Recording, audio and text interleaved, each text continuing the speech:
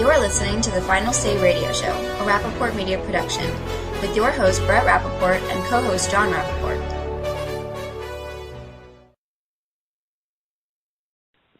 We have our first guest today. I want to welcome Steve Bucci, who's with the Heritage Foundation. Steve, it's great to have you on with John and Brett Rappaport of the Final Say. And there's several topics that we're going to be discussing with you this week, but today we will be addressing what I would consider to be one of the most reckless moves of this administration, and that is exchanging 5 of the most hardened terrorists that we were holding in Guantanamo Bay for an American soldier named Bergdahl.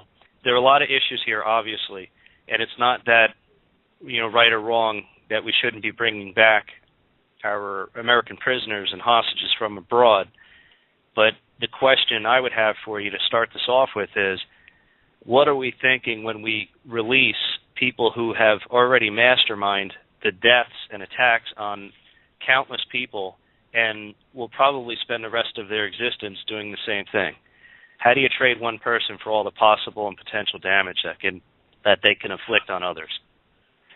Well, first, thanks for having me on the show. I appreciate it, and I agree with you. The debate over whether we should bring Sergeant Bergdahl home is, that's kind of an odd one. We need to bring him home. He's an American. If he has some other issues, we can deal with those when he gets here. And the old "you're innocent until you're proven guilty." That's one of our principles. We need to stand with it. But the deal itself, the fact that they made a deal, I can live with.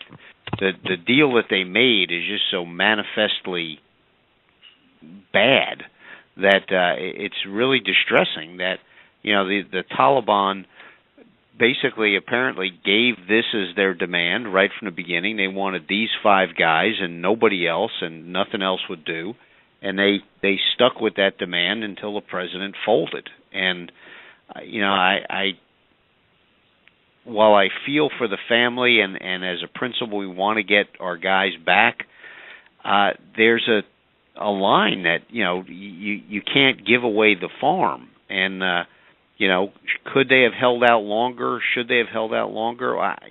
This deal's a bad one. That's the bottom line, and I don't understand how the president can justify it, especially when they give you the lame thing of, well, they're going to be in Qatar for a year and we're going to be watching them. Well, you're not going to watch everything they do. They're going to have communications, even during this year of sort of very comfortable house arrest in Qatar. If they don't disappear, they're going to be able to return to their leadership duties that they've not been able to since we caught them.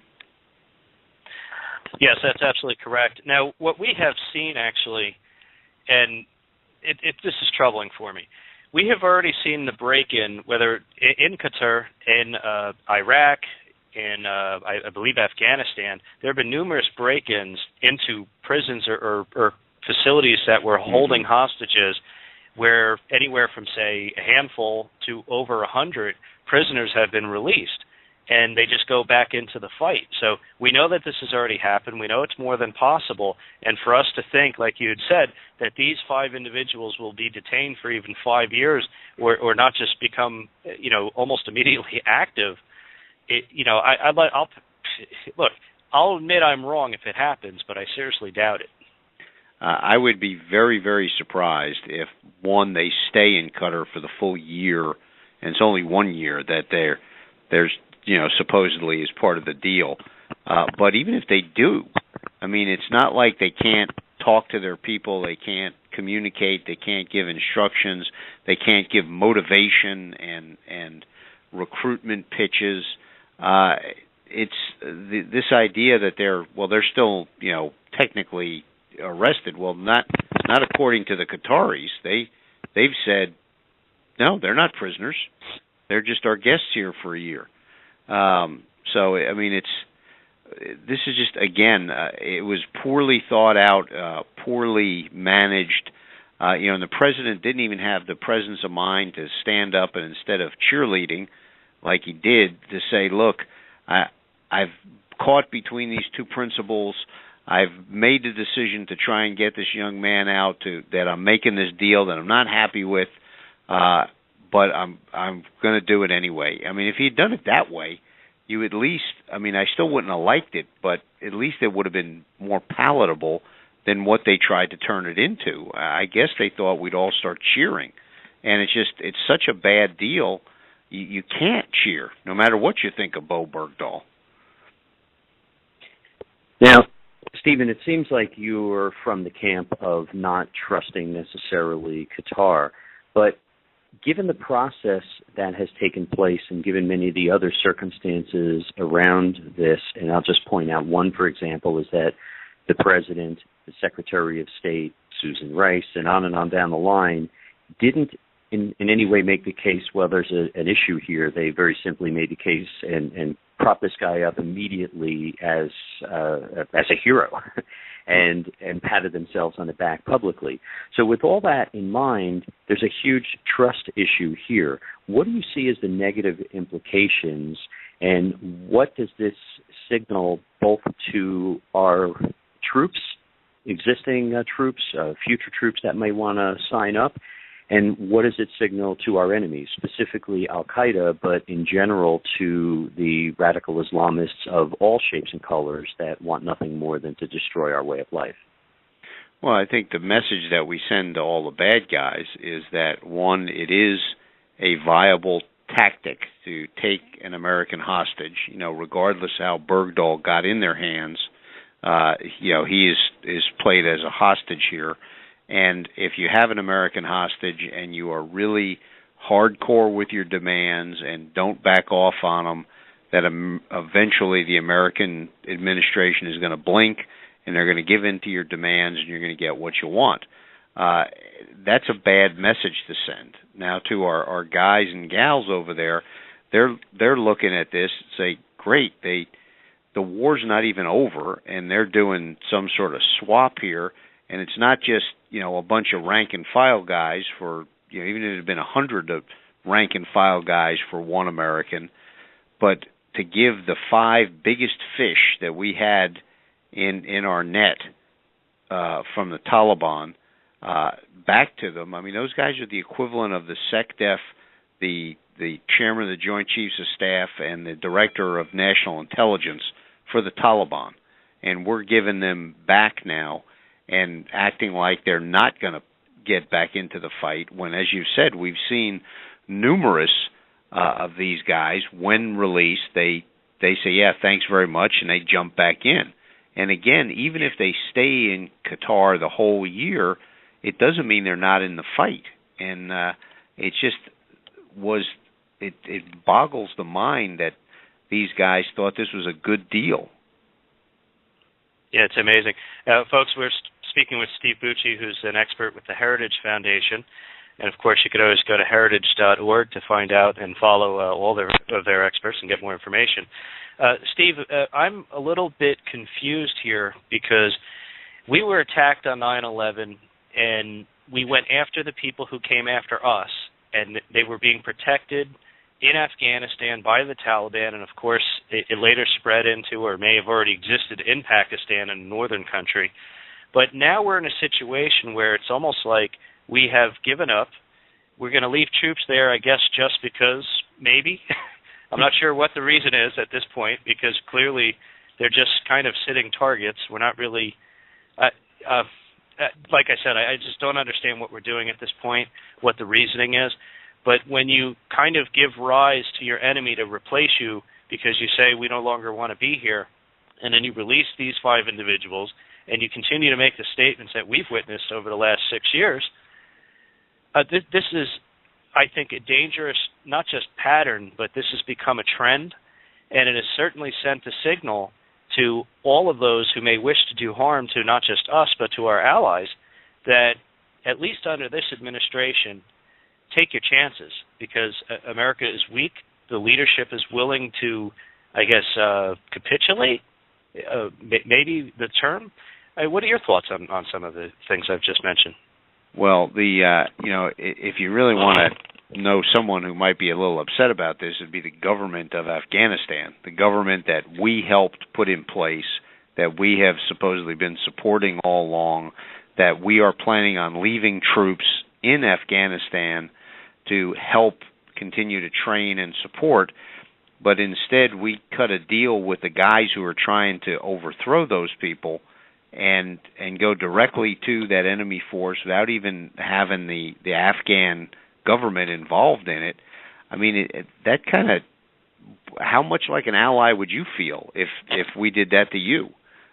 So yeah, our allies, in addition to the general condition of sort of nobody really knows what America's going to fight for anymore, which has our allies all sort of a little bit nervous, then we have this very concrete issue where, okay, it was our guy, we're going to get him out, and you know what, we're going to ship back the 5 worst guys we got that are going to, even if they wait the year, are then going to come back and try and take down this government that we have supposedly are in support of, and they're sitting there going, what do we, chop liver?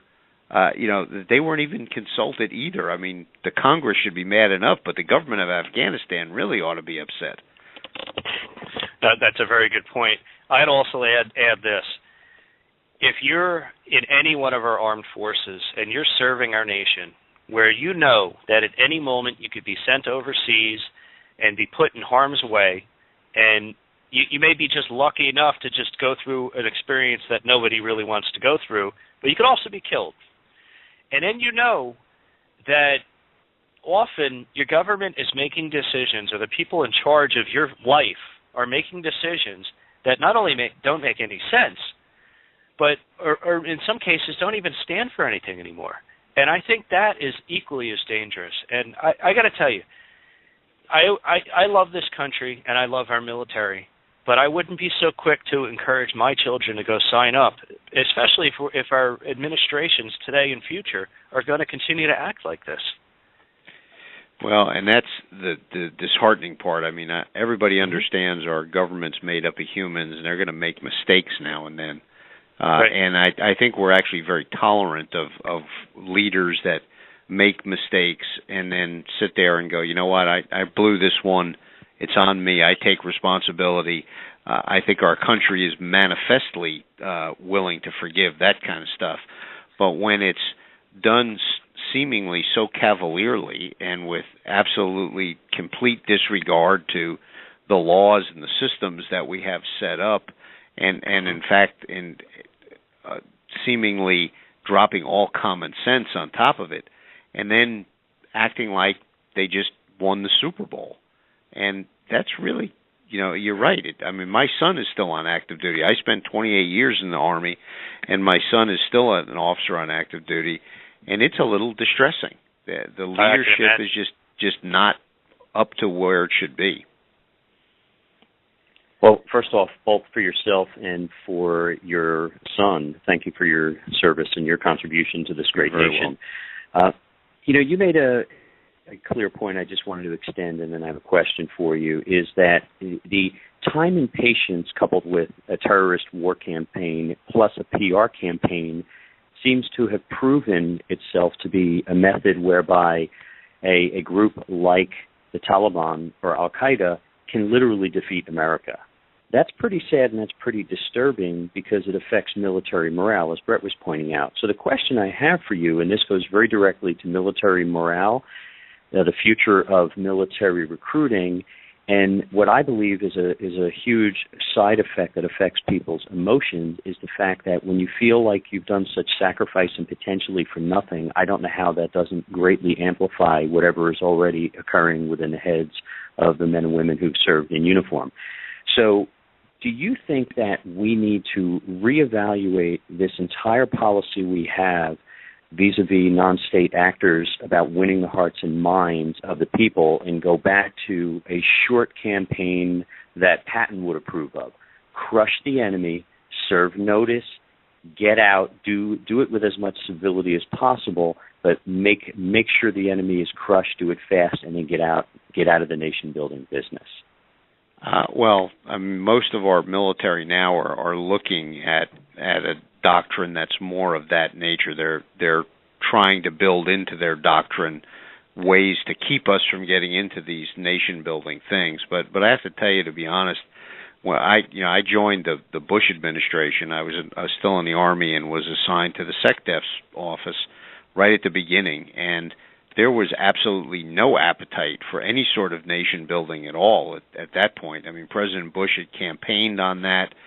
Secretary Rumsfeld was given the task with getting as many of our guys and gals who were overseas at that time home and just end some of these long-term deployments to the Sinai and Kosovo and other places.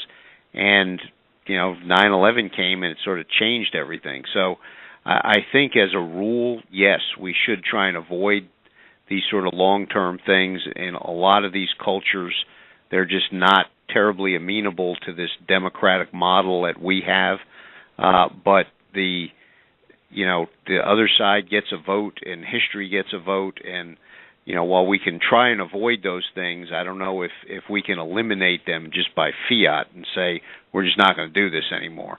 But yeah, I think right now you're right. There's not much appetite for playing nice as there might have been in the past.